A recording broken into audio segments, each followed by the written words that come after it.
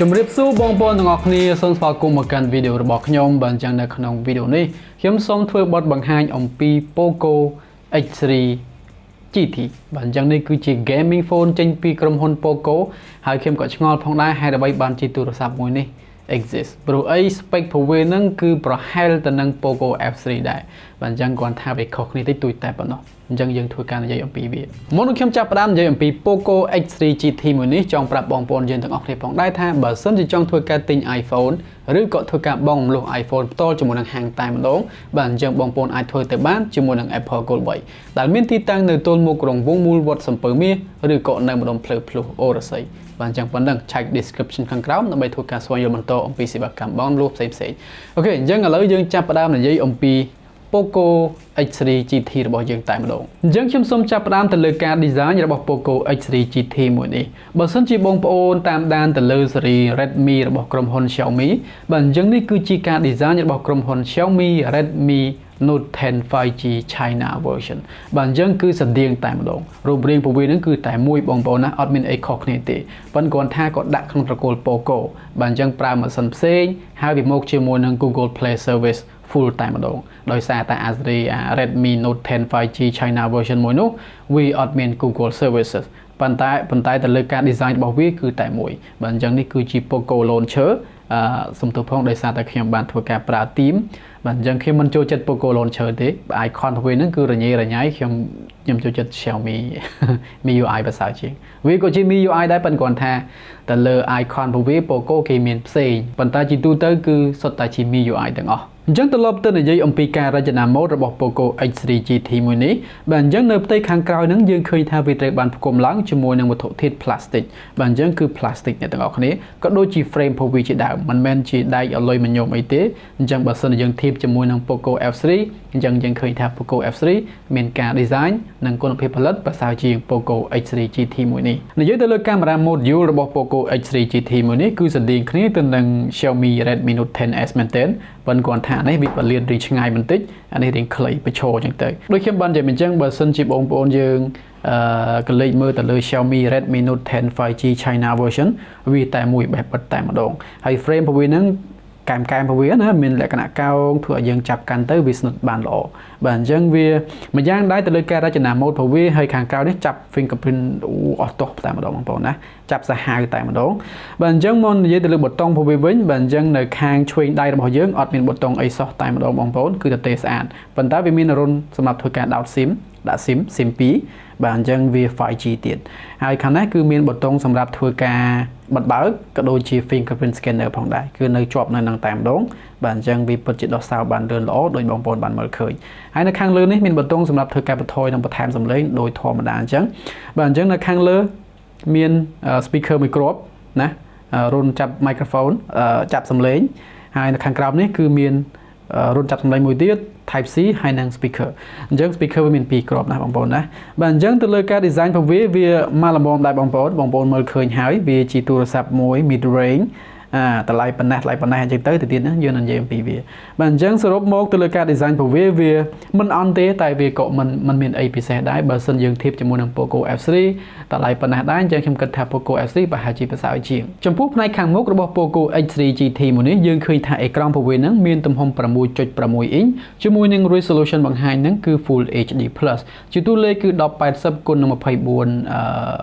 2400 pixel បងប្អូនបាទអញ្ចឹងអេក្រង់វាគឺវាធំមកល្មមដែរ 6.6 អ៊ីនប៉ុន្តែទៅលើកែម bezel លើក្រោមរបស់វាហ្នឹងវាមិនសូវល្អប្រហែលទេបងប្អូនឃើញហើយនៅខាងក្រោមនេះកែមវាគឺរៀងក្រាស់ខ្មឹកតែម្ដង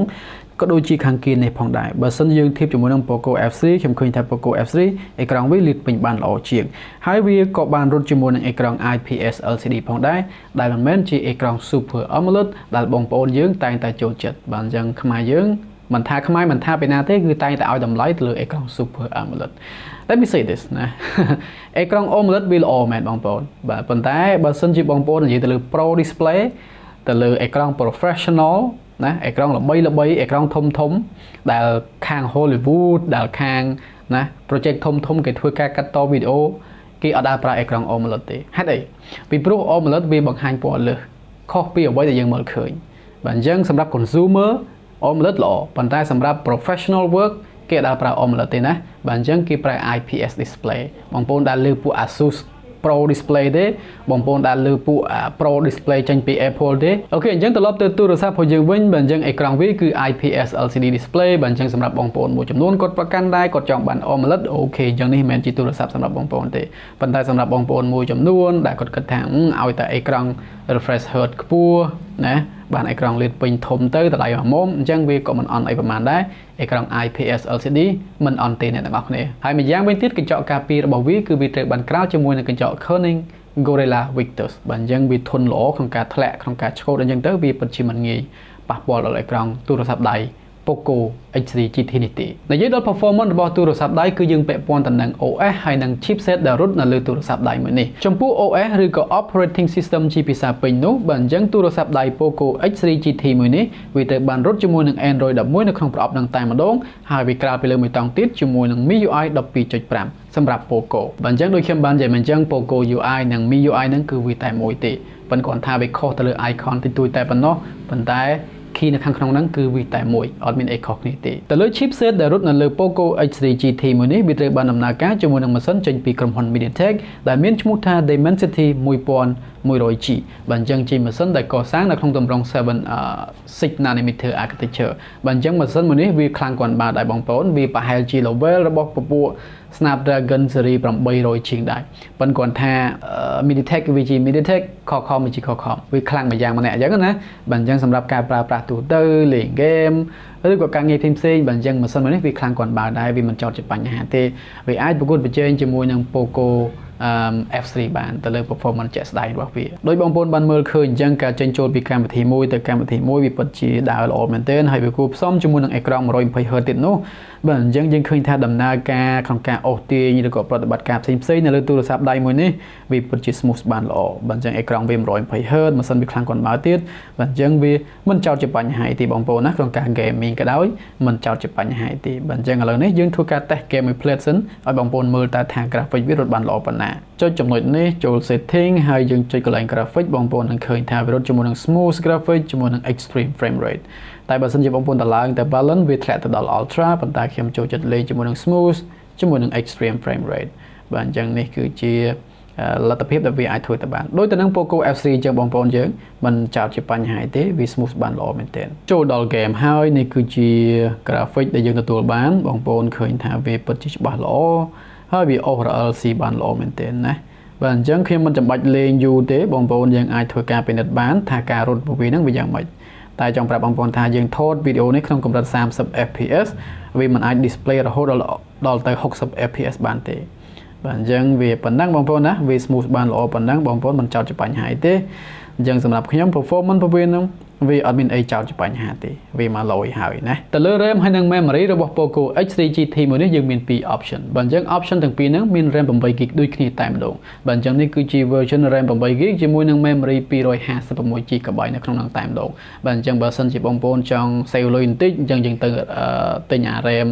8ដែរប៉ុន្តែ memory 128ទៅអញ្ចឹងវាធូរជាងនេះអូខេអញ្ចឹងចំណុចសំខាន់យើងនិយាយទៅលើកាមេរ៉ារបស់ Poco X3 GT មួយនេះអញ្ចឹងដោយ lens ទី1របស់វានឹងមានទំហំ64 megapixel ជាមួយនឹងកម្រិត aperture f1.8 ចំពោះគុណភាពរូបភាពដែលផលិតចេញពី64 megapixel របស់ Poco X3 GT មួយនេះយើងឃើញថាវាធ្វើបានល្អមែនទែននៅពេលថ្ងៃហើយបើសិនជាបងប្អូន zoom វាឲ្យគៀកបន្តិចដោយសារតែ lens របស់វា64 megapixel សំទោស sensor របស់វា64 megapixel អញ្ចឹងវាផ្ទុក detail ច្រើនមែនទែននៅក្នុងហ្នឹងបងប្អូន zoom ទៅវាអត់បាត់ detail ទេដូចបងប្អូនបានមើលឃើញនៅក្នុងរូបភាពនេះអញ្ចឹងរូបភាពថតនៅពេលយប់វាជារឿងផ្សេងបងប្អូនអាចធ្វើការមើលបានយ៉ាងខ្ញុំឃើញថារូបភាពវាមិនសូវល្អប្រហែលទេហើយយើងធ្វើការបើក night mode ទៅយើងឃើញថាវាជួយឲ្យមានពន្លឺភ្លឺបន្តិចមែនប៉ុន្តែយ៉ាងណាក៏ដោយក៏វានៅតែមិនទាន់បានល្អដែរបាទអញ្ចឹងកាមេរ៉ារបស់វាមក average តែម្ដងនៅពេលយប់ប៉ុន្តែពេលថ្ងៃវាធ្វើការបានល្អទៅលើគុណភាពរូបភាពចាប់ប្លង់នៅពេលថ្ងៃទាំងការឲ្យពន្លឺទាំង detail របស់វាពិតជាបានល្អមែនទែននៅពេលដែលមានពន្លឺគ្រប់គ្រាន់បងប្អូន lens ទី2មានទំហំ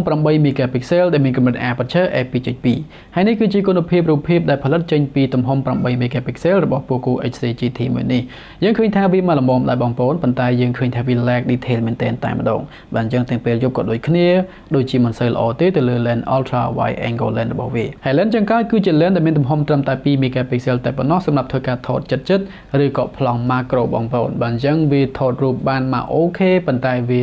មិនសូវជា useful អីប្រហែលទេព្រោះអីវាបានត្រឹមតែ2 megapixel វាអាចធ្វើការថតវីដេអូបាន 4K 30 frame per second បាទអញ្ចឹងនេះគឺជាឧទាហរណ៍បងប្អូនអាចធ្វើការមើលបាន